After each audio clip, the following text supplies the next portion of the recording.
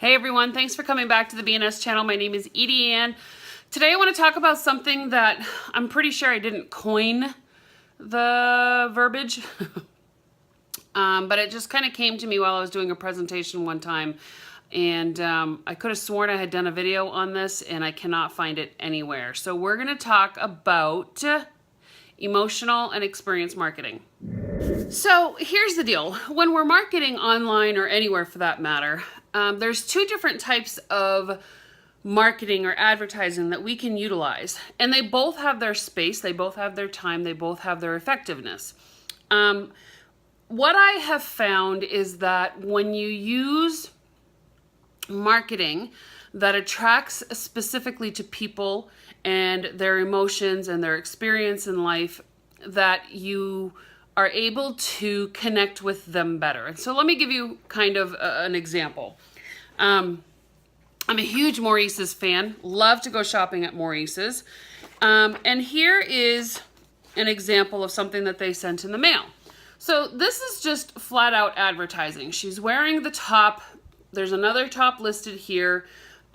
She's got the top on. She looks happy. So there's a bit of emotion there. But this right here is flat out advertising, right? So they're just showing us the product and what it can look like.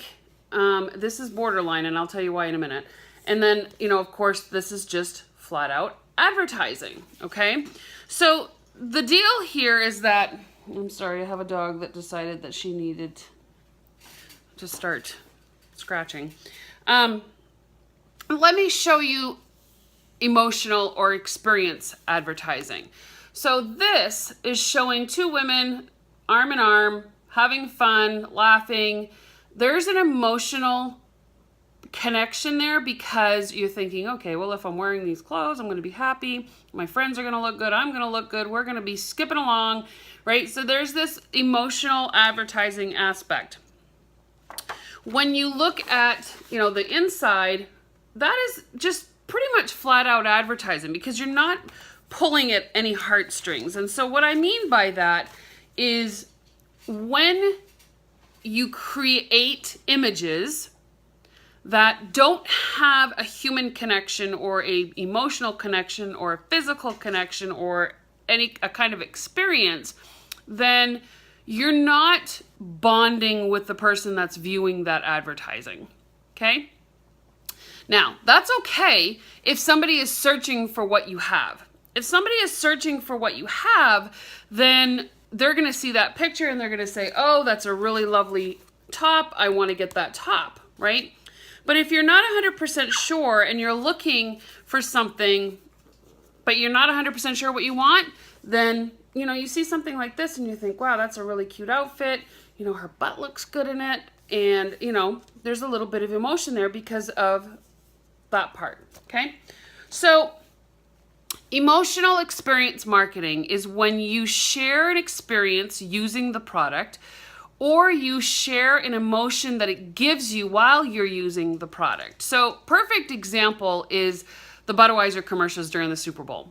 Budweiser commercials during the Super Bowl always pull at our heartstrings, right? Because of that darn little puppy and the Clydesdale going to find them and the farmer that's lost his dog. And I mean, there's just so many emotions that are running through that particular commercial that you connect with it, right? Nobody wants to see a lost puppy. Everybody wants to see the majestic Clydesdale going and hunting down the dog and finding it and bringing it home.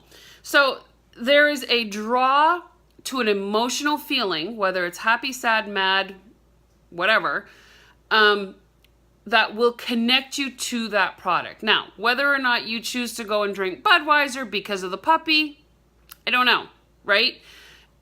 The only disconnect with those commercials in my eyes is that there's nobody, the farmer's probably happy after, he's relieved, he drinks a beer, he settles down, he relaxes, the puppy's home, the Clydesdale are in the barn, right? So there's some connection to the product there, but there really isn't a lot of connection to the product. But it shows a great emotional connection through their marketing, okay?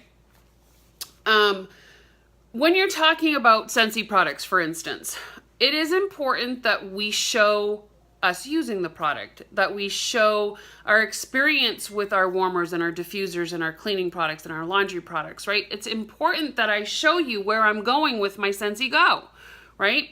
So those type of advertising, that type of marketing is emotional experience marketing. It will connect with somebody, it will pull at some heartstrings, it'll make them feel, and it'll make them relate to whatever it is that you're doing. Everybody probably does laundry, right? So if they see you doing laundry and they see how happy you are and how good it smells, then there's going to be a connection there. Kids are a great tool.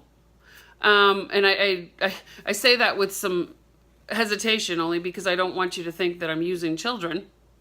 My children are too old anymore now anyway. I would definitely use them if they'd let me.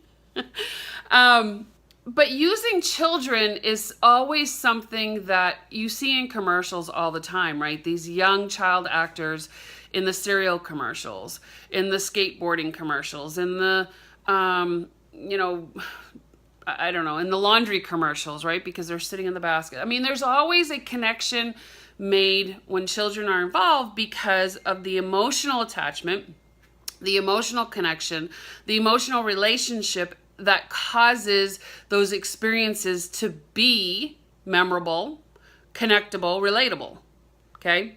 So when you are advertising or marketing online especially, and this is kind of where I'm talking about, utilizing pictures that are authentic to who you are, that are going to show you using the product, that are going to involve you experiencing the product and showing the emotion that you get while you're using the product is going to work and be much more suitable. It's going to feel better because you don't feel like you're pushing a product on them, because in emotional experience marketing, you're sharing.